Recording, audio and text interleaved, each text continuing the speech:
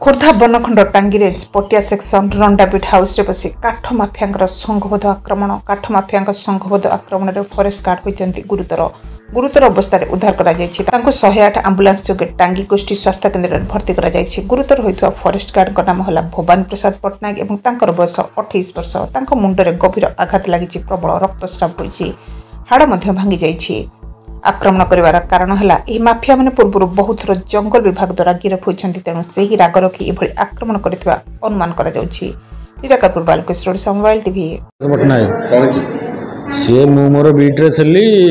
Official काम पत्र करी ड्यूटी थी रंडा ग्राम 4-5 जन दुर्बृत्त भालू बराल और ता पुओ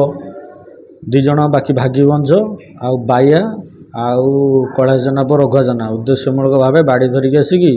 मो सागर पूर्व शत्रुता को केन्द्र कर पुराणा कथा पकईकी झगड़ा कले झगड़ा कर मो मुह को छेप पकेले मु प्रतिवाद कलाठू मत बाड़ी रे और धारुआ अस्त्र मरणांतक आक्रमण कले।